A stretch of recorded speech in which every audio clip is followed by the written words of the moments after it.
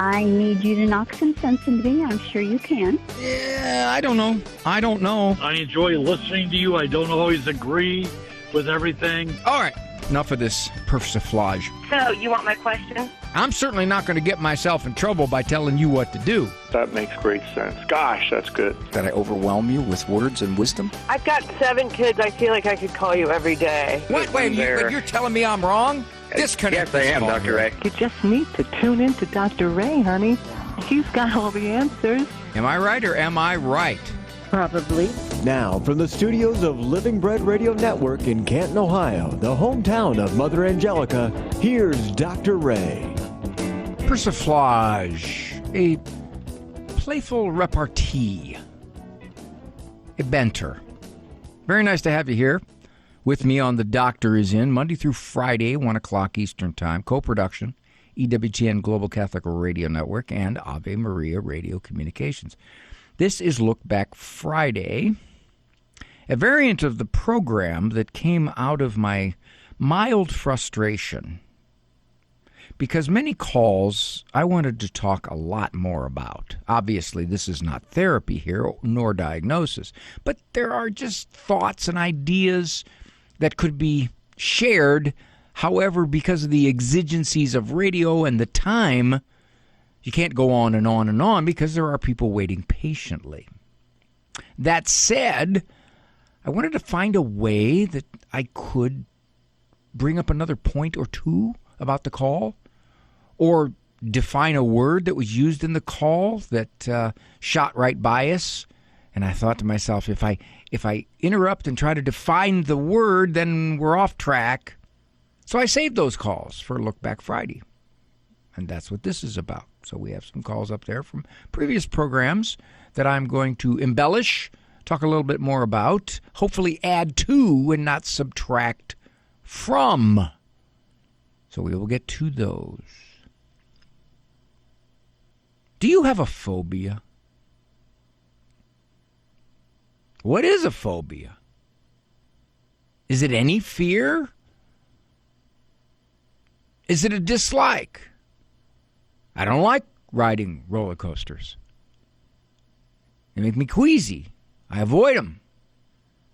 Do you then have a phobia of roller coasters? I get nervous around big dogs. Even if it's a big dog in a friend's house or a relative's house, I get ill at ease. Do you not go to your friends then? Do you not go to your friends even if killer is chained outside? Just won't go.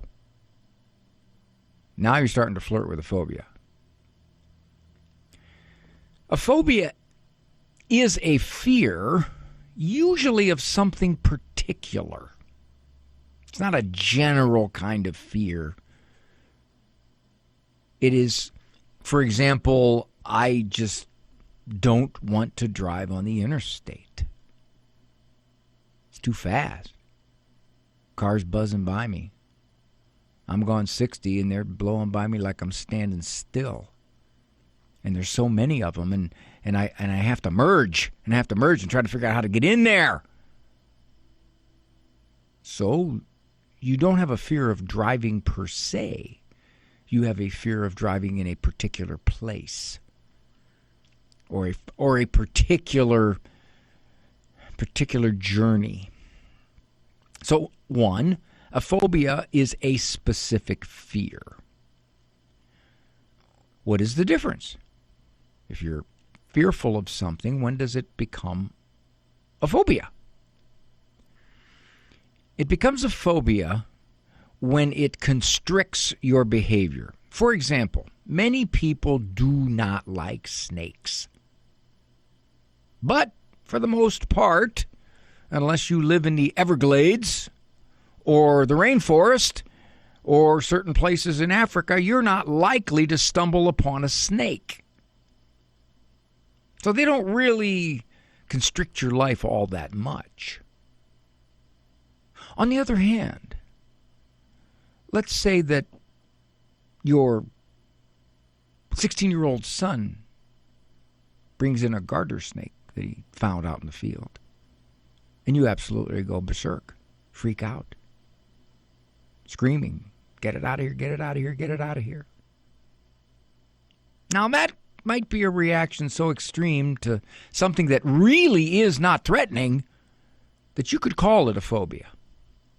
Or let's say that your fear of snakes is so inhibiting that if you go to the zoo, you're not even going to go anywhere near the reptile exhibits. You're going to walk away around them, thinking to yourself, well, yeah, I know they're behind glass, but you never know. I mean, I've read stories where these things can get out. Okay, now it's constricting you. So a phobia is a particular fear, and it's extreme enough, it's disproportionate to the actual threat, and it inhibits your freedom. It's legitimate to be afraid of a mean, ugly dog who looks like he wants to hurt you. That's legit. But if it's a 22-pound mutt who just comes jogging up to you and you get very ill at ease because this dog is too near your leg, which, by the way, just as an aside, do you know who bites more often? The little dogs. I know it. The little dogs are much more likely to nip at you. Maybe they're trying to show their toughness.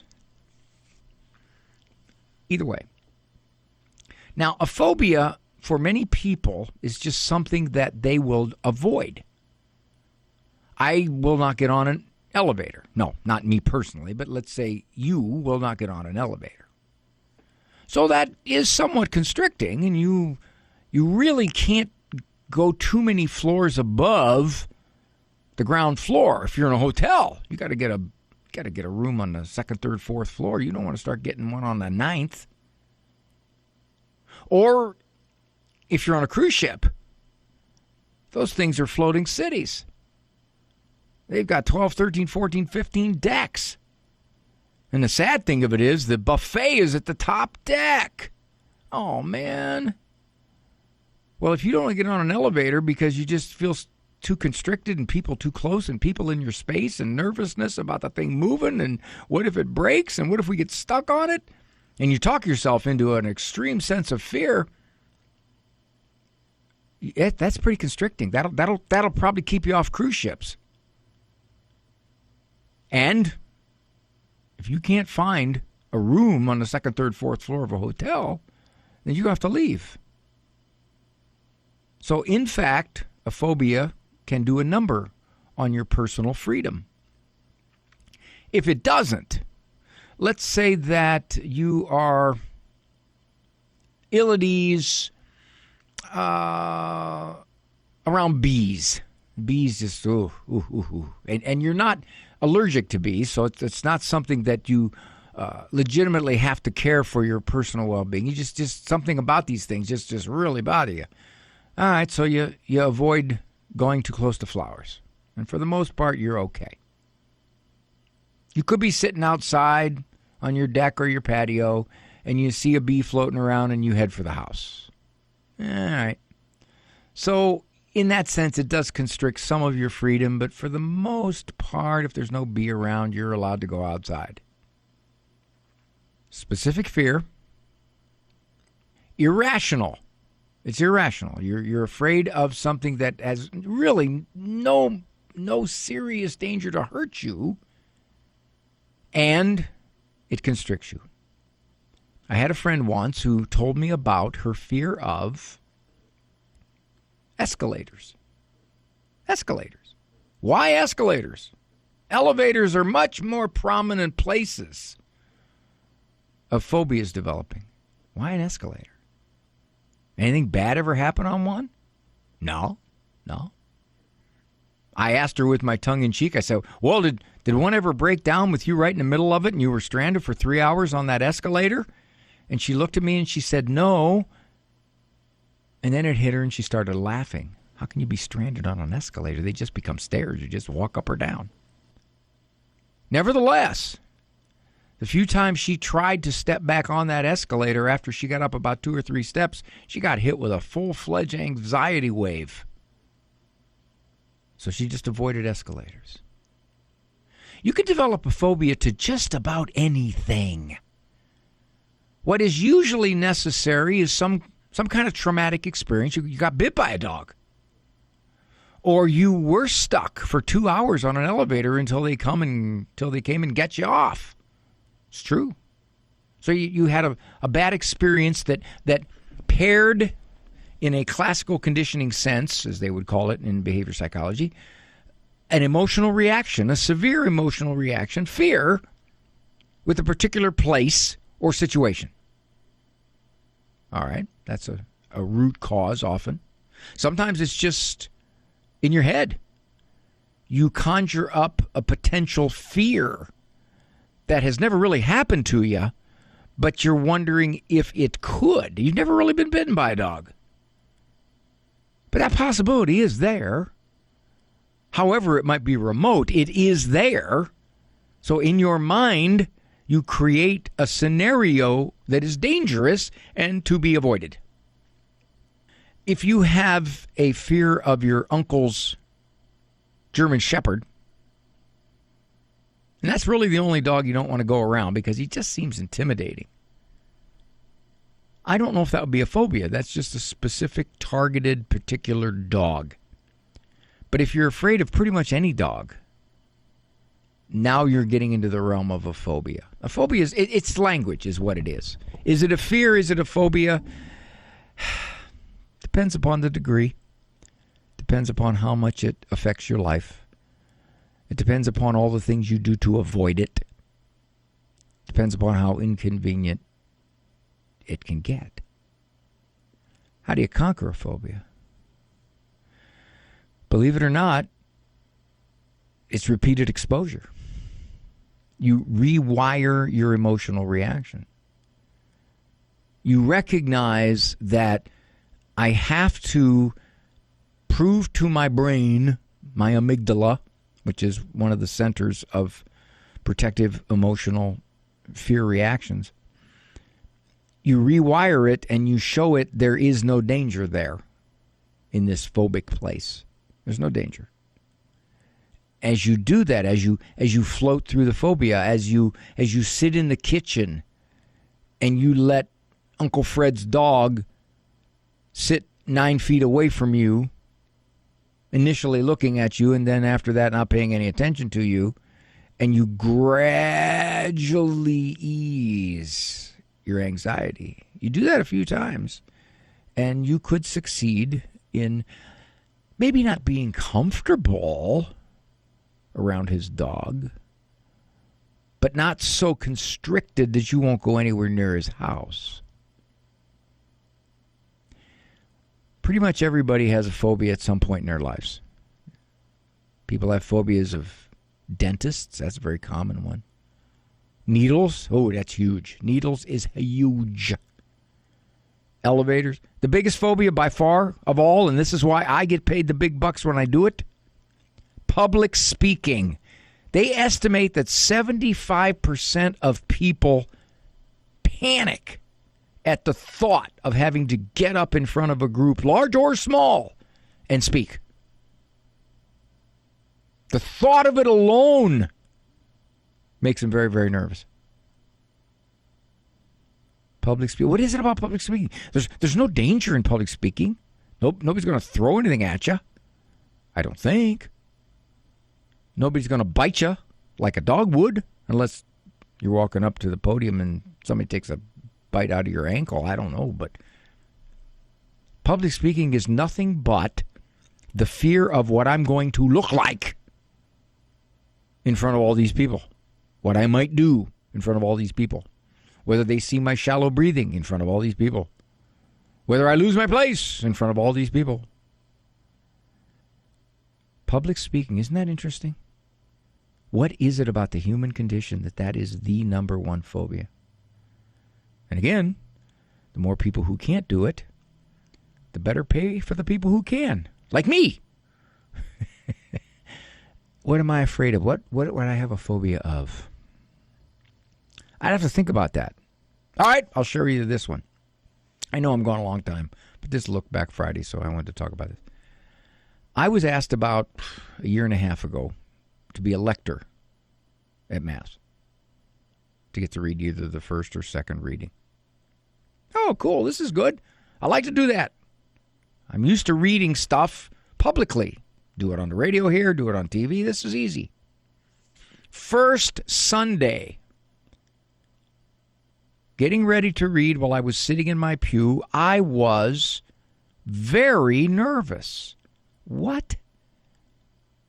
I'd given thousands of speeches and presentations. Why? Why is this happening now? So I pondered it, and I realized, one, was a new venue. I mean, I've never actually read Scripture before a live audience. Brand new venue. Two, the words are not mine. They're God's. I wanted to say them right. My tempo, my pacing, my pronunciation of the really difficult stuff, like especially that one chapter in Acts where they say, we are Parthians and Medes and Cappadocians. And they list all these people from the various regions. Like, oh, man. Because I used to listen to lectors butcher up those words. And I talked myself into being nervous. What if my hands shake? What if I get breathy?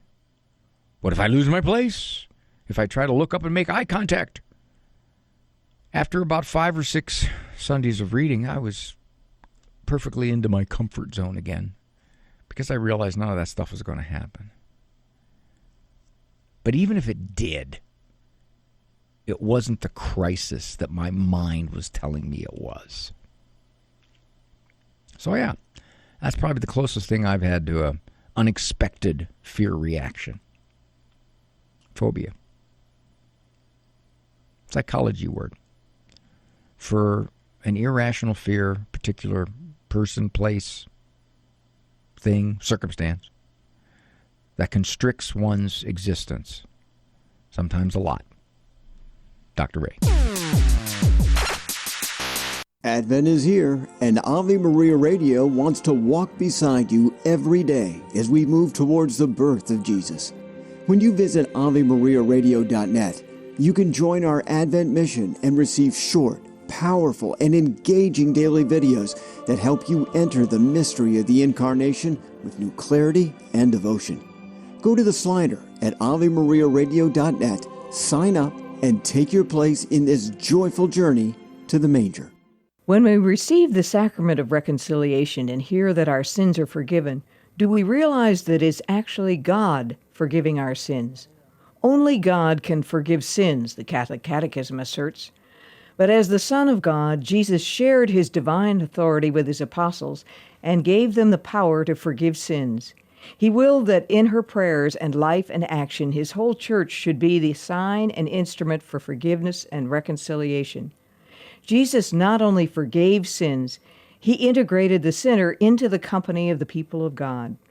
A remarkable sign of this, says the Catechism, was that Jesus received sinners at his table. The power to forgive sins was expressed in the power he bestowed on Simon Peter when he gave Peter the keys to the kingdom of heaven. This is Peggy Stanton, and this has been the Order of Malta's Minute with the Catechism. You're listening to Ave Maria Radio. Ave Maria Radio. I'm Jack Crisula. Please join us Tuesday, December 9th, 6:30 p.m. at St. John's Resort for the Rosary, followed by a concert performed by Reverend Rennie Kaufman and his daughter Esther. They've sung around the world in 5 languages.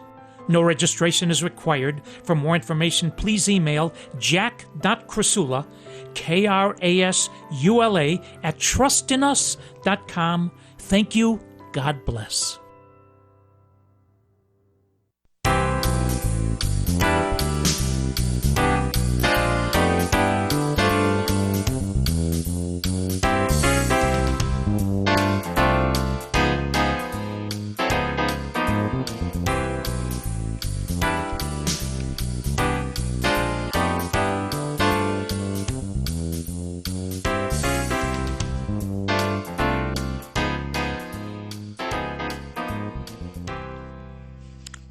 Nice to have you with me. I am realizing that I need to be transparent. That's what they told me in psychology school. You got to be transparent. You got to recognize your weaknesses. All right, I'm being transparent. Andrew Gruchek, at the last minute, my producer man, and the man who edits these look-back calls, little guy got sick. His son got sick. So he was called away after only editing 2 look-back calls. So I said to Eric Dumont, who is substituting right now, Eric, that's okay. It's okay. I will do a longer monologue, and then we'll have the 2 calls throughout the rest of the program. Well, Eric pointed out to me that I did a long monologue, a really long monologue about phobias and fears. And he said, when you come back, Ray, you're not going to have enough time to get this call in and then comment on it at all. Okay. So what I will do is I will just make a few more comments about phobias and fears. And then, after that, I will go to Suzie, who is wondering what is going on. Why is she being shunned by her daughter? Now, this is such a common thing nowadays, very sadly. But she seems to be at a loss as to why this is. So a few more comments about phobias. Most people live with them. They do. They don't generally put themselves in the position of experiencing that level of anxiety. They will find a way to live around it, whatever it might be. If it's elevators, I won't go in any building that I have to climb more than 3 or 4 flights. That's it. If it's snakes, I won't put myself in any position where a snake could be within 2 miles of me. Unbeknownst to me, that is. However, there sometimes are situations where a phobia can badly, badly, badly constrict you. When I was a young shrinkling, my supervisor told me a story about a businessman who had always had uneasiness on elevators, but his uneasiness was, how shall we say, going up into full-fledged anxiety that he thought was somewhat unbearable. However, because he was a fairly high up in his organization person, more and more meetings were on upper floors of large, high buildings. And this definitely was going to put a crimp in his ability to function in his job, seriously threatening it. So my friend described to him what he was doing to himself. He was creating a fear in his head, and he was, in fact, avoiding the fear. And when you avoid the fear, you just make it worse, is what happens. You feel immediately relief, but in the long term, you make it worse.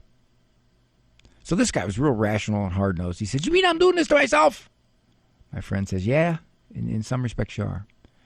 So he went out and he hired a guy to take him up and down on an elevator and not let him out. And he wanted to experience it the whole time, however long it took, until his anxiety abated. And it will abate. You can't stay anxious forever. And it abated. He was hard-nosed enough. He said, "Okay, I got to get over this. I'm going to expose myself to the fear. I will live through it. I will float through it. I will not try to gut it out. I will just simply recognize this is anxiety. It's not going to hurt me." And he did. He conquered his fear. Took him about an hour or 2 riding that elevator. But he did. He exposed himself to his fear. Found out that the anxiety wasn't going to hurt him. It was an extremely unpleasant state, but it wasn't going to hurt him. And he knew that. He believed my psychologist friend. And he did it.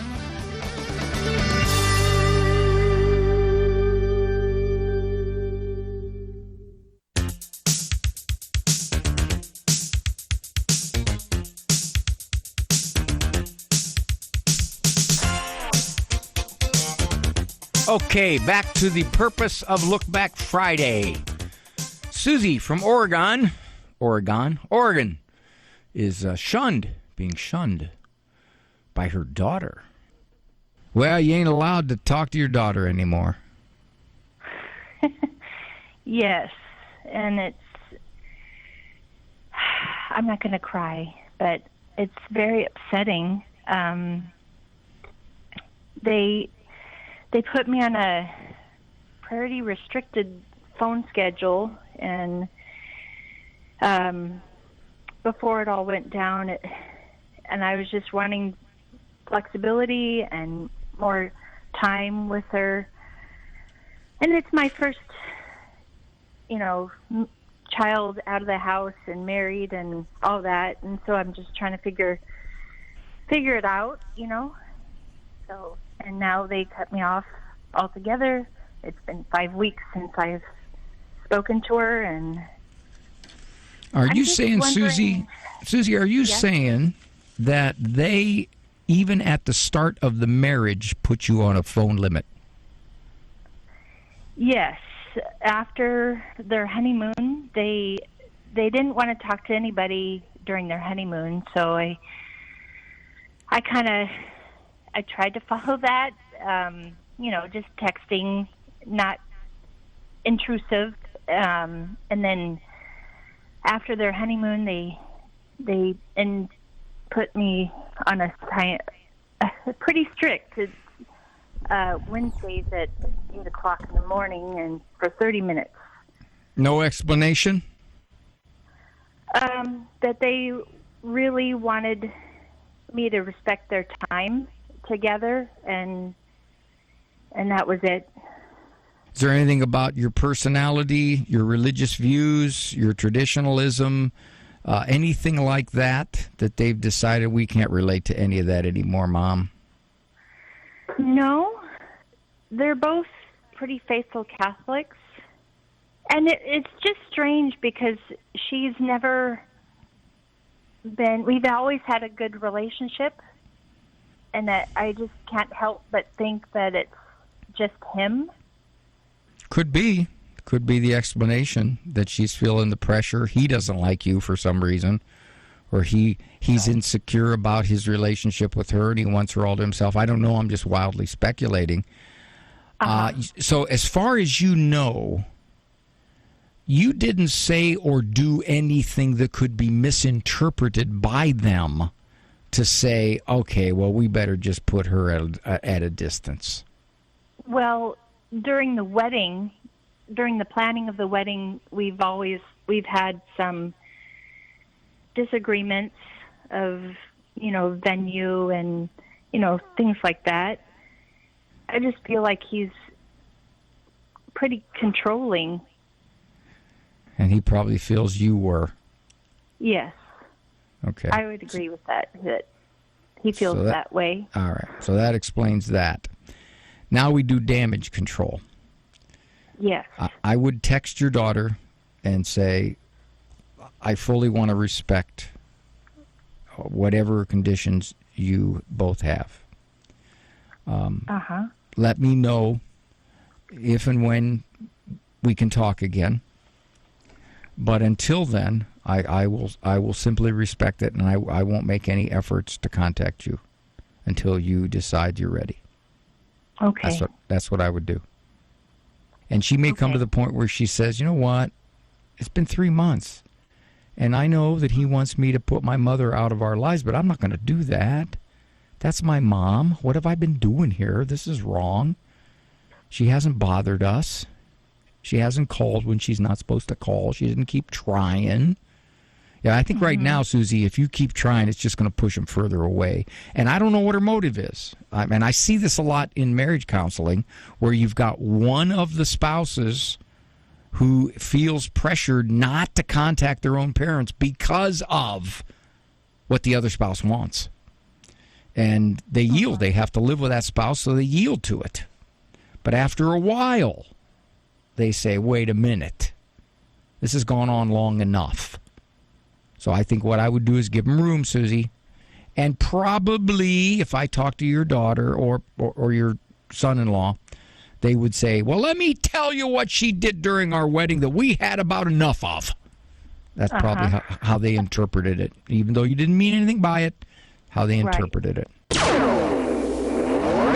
I know why I picked this as a look-back call, because of two common variables in these dynamics. The first one is, at the beginning, initially in the relationship, perhaps the parent with the young adult son or daughter gets into some either disagreements, differences of opinion, unwanted instructions, guidance, comments, whatever. Now, if the relationship is healthy and mature, it is not damaged by it. Matter of fact, they even grow by it.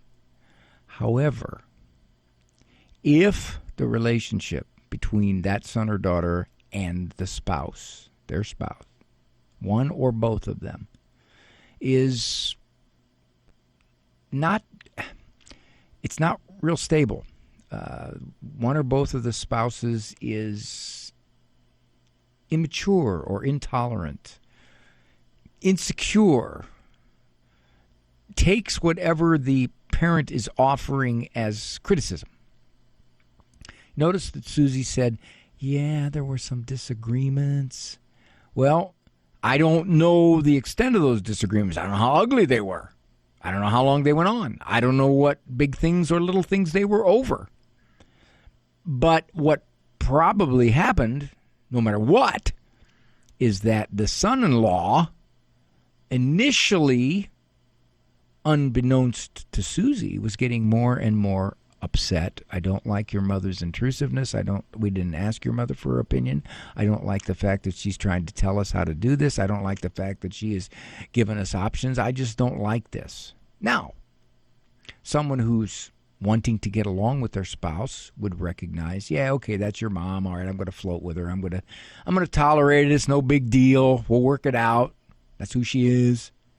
But that's not what happens if you got a spouse that can be difficult or insecure, taking things too sensitively, too personally. And then when the parent doesn't read it correctly, in other words, they didn't pick up on it the first disagreement, not the second, not the fourth, not the ninth. They finally picked up on it about disagreement number 12 or comment number 12 or opinion number 12 that wasn't taken. Then they realized, oops, I am not being viewed well by this adult person. I see that all the time. And Suzie kind of admitted it. She said, we had some disagreements back when they were planning for the wedding. And I said, yeah, you think he's controlling, but he probably thinks you are. She goes, oh, yeah, he does. So that's his way of saying we didn't want what you were giving us in terms of instruction or opinion or perspective. We don't want it.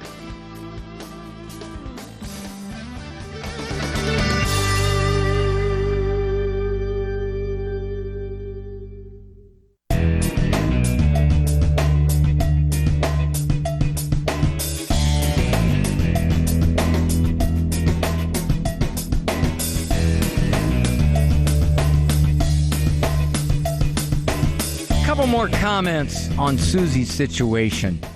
It's tragic because typically it is easy to underestimate or to not notice when an adult child doesn't want what you have to say about their child rearing, about their choice of houses, about their religion or their lack of religion, or their wedding plans. They don't want it.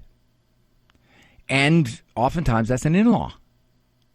The in-law doesn't have the history with you that the adult child does, so maybe the in-law might be a little less willing to tolerate this. It rankles them more. And unfortunately, if you don't notice that's happening, you can continue thinking, well, what I'm offering is helpful, what I'm offering is benign, what I'm offering should be accepted. It's not any big deal. I'm not insulting anybody. I'm not doing anything that a reasonable person would think is ugly and intrusive. Yeah, but you underestimated how it was going to be interpreted. the insecurity on the other end.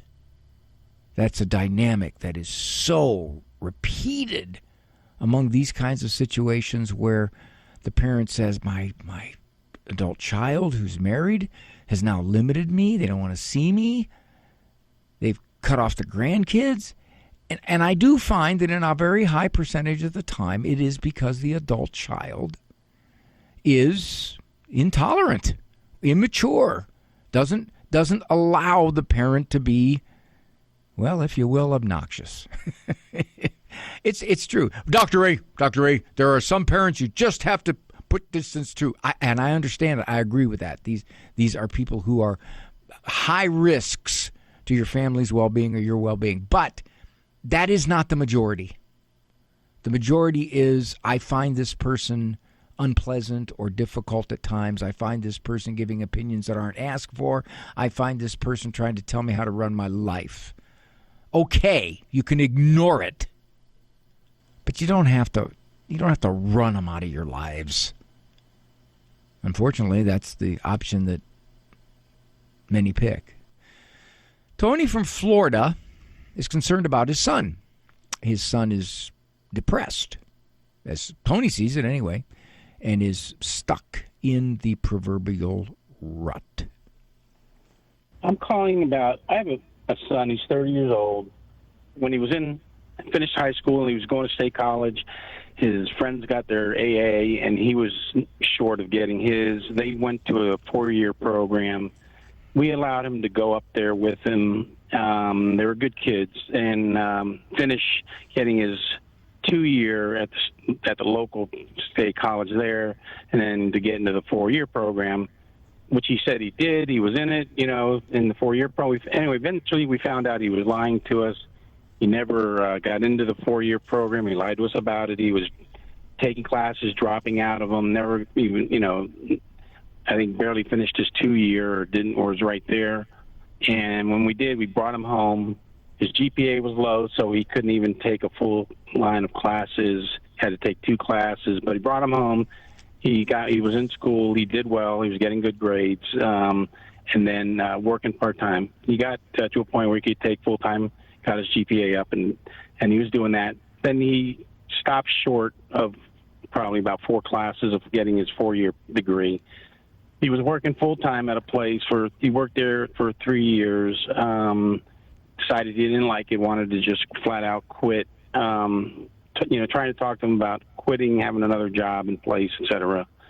I was able to get him a job with a family member who had a company local nearby, and so he took that, and he kind of said it was a trial program, did it for about a month or so, and he ends up, I get a call, and he hadn't come to work in 2 days, and they couldn't reach him.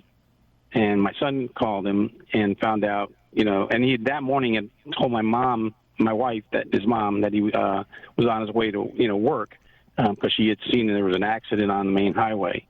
So anyway, he was lying to us. He ended up finally, telling us. And he called and he quit. Bring me up to date here, Tony. Bring me up to today. Yeah.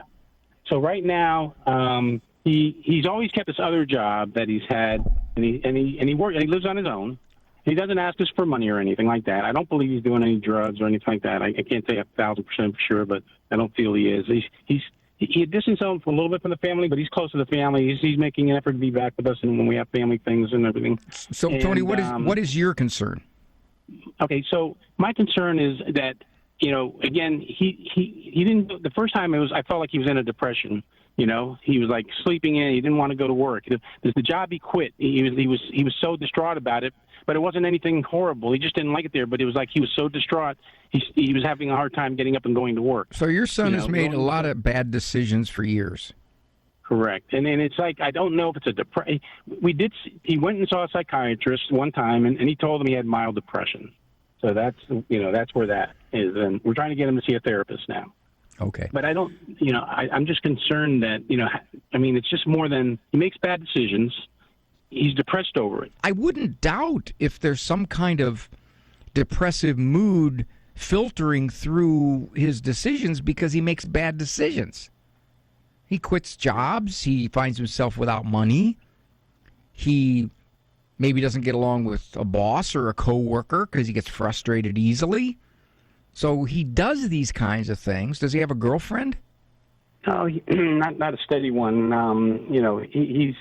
He feels like one of the things. I mean, he does have girls that like he's dating. He's talking to this one girl that he's met her kind of. So it's not. I wouldn't say it's a point at the end of a girlfriend thing or not. But he also feels like he's not in a position to because of his life decisions. He really recognizes things, but he's not happy in these other jobs. And well, it's not surprising. He sees he works a very simple job. He's happy at that. Well, he sees that anything that pushes him a little bit to act a certain way is a challenge and it bothers him. So he retreats from it. But in retreating from it, he doesn't move forward at all. He works a dead-end job. And he, as you were beginning to say, he doesn't know if he can keep a girlfriend because he doesn't have much money. So all of this is on top of him. And you're right. A good therapist, hopefully, will help him look at what he's doing and say, these are dead-end decisions. I've had a lot of guys come to me like this. Unless they are willing to say, for years, I've made a lot of bad decisions based upon a lot of bad thinking. And I want to look at that, and I want to do something about it. Unless they're really willing to do that. It's kind of like losing weight. Yeah, I want to lose weight. Well, okay. Well, I'm not sure I want to do all I have to do to lose weight. You mean watch my intake and maybe get a little more active? Ooh, I don't know about that, but I still want to lose weight. So if that's where your son is, I don't know how much therapy is going to help him. Which came first? The bad decisions and the depressive mood, or the depressive mood leading to the motivation and the bad decisions? My experience as a clinician is that more often than not, whatever level of depression is present is a result of living life in a way that is frustrating, dead end, easily drifting. Tony says his son gets frustrated easy. He doesn't like the job. Maybe he doesn't want to get up. He gets bored. Doesn't want to do this. So he quits. Well, until he has another, maybe better job, which Tony says, I try to tell him, don't quit before you get another job. But he quits anyway because I can't take it. Well, he sees that at age 30, wherever he might be in life, financially, socially, with women, he's not very far along. Doesn't own much. Just kind of moving through life, making a way, but it isn't much of forward progress. So it bothers him. He's depressed about it. But the root of it, the things that he needs to do to get over the depression, actions, working the job, tolerating the frustration of the job as he looks for something better for him, he pulls the trigger too quick. He leaves. And then he finds himself pretty much in the same situation that he's found himself the last 10 years. He got frustrated at college, so what did he do? He started lying about whether he was going to class or not. And he lied to his mom about whether he was going to work that day or not, and he disappeared effectively for 2 days. He knows what he's doing, but he keeps doing it. As I said, I drew the analogy to someone who is just absolutely distressed over the amount of weight they've allowed themselves to gain. They're uncomfortable with it. They don't like the way they look. They feel bad.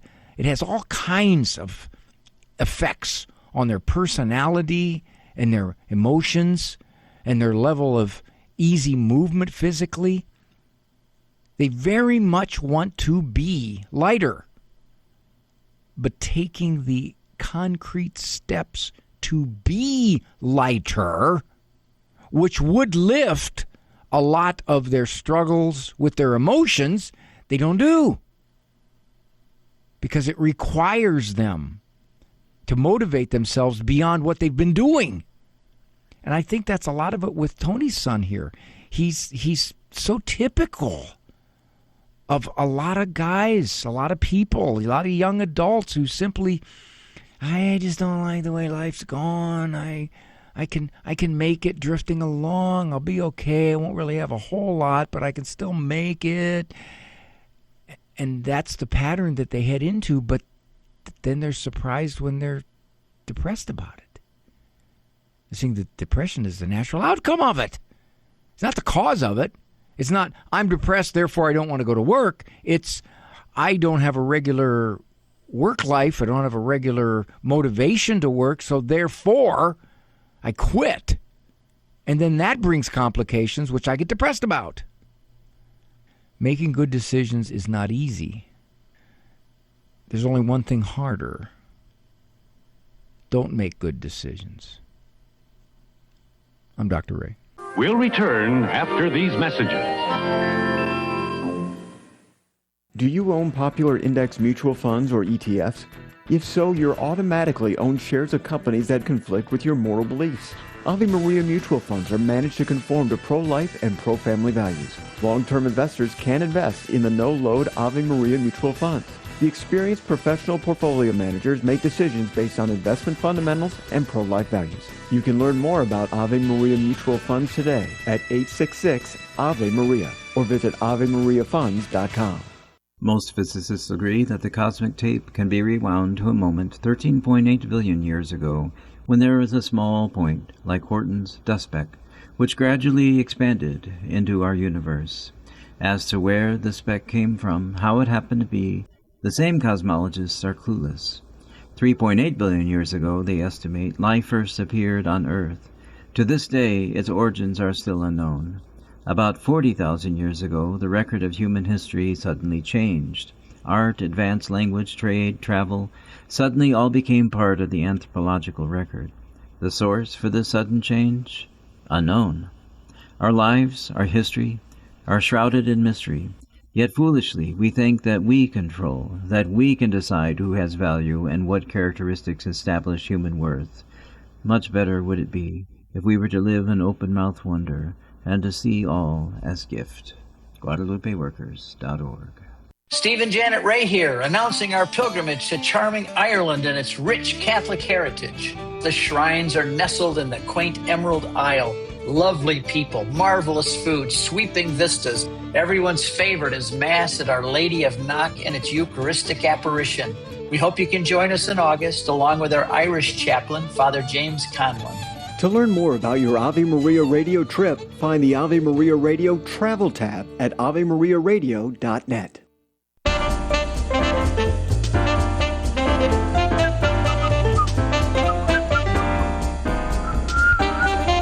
Don't have, of course, any more time for a look-back call, and really not a whole lot of time for me to comment on look-back calls, but I want to comment a little bit more on Tony's son, who at age 30 is still kind of bouncing around, drifting around, and not liking the trajectory of his life. There's an old term in psychology regarding depression. It was called reactive depression. Basically meant there was a situation, circumstance, incident that caused someone to go into a depressive state. Beyond the natural reaction to this. For example, say somebody got fired from their job, and certainly being disappointed about it, they shut down. They started sleeping. They didn't look for another job, and it affected their life for some time, months. Reactive depression. What I see a lot more of is this kind of low-level depression, which is a result of a series of decisions that in the short term the person thinks are going to relieve their frustration. I don't like this job that I have, so I'm just going to quit it and I'll feel better. Well, no, you won't, because now you don't have a job. And now you have to look for one. And it may not be easy. So you traded one set of frustrations for a new set, and you get depressed. You get bothered by it. And as that goes on, and you pile one of these kinds of decisions upon another, your companion seems to be a general discontent. Almost a despair a little bit, because what am I doing? I don't know why this is happening to me. Why do I feel this way? And if you don't have enough insight to realize you're doing this by this chain of decisions that you're making, then you'll look at your depression and you'll think, yeah, I think my problem is I'm depressed. That's what it is. No, you got to look further back to see the reasons for this emotional state. Got to run. Thank you for joining me. Thanks, Eric Dumont. Walk with God. That'll help with being less depressed most times. For information on Dr. Ray's presentations, books, and CDs, visit drray.com and follow him on Facebook and Instagram. The Doctor Is In is a co-production of Ave Maria Radio and EWTN Radio and carried across the EWTN Global Catholic Radio Network.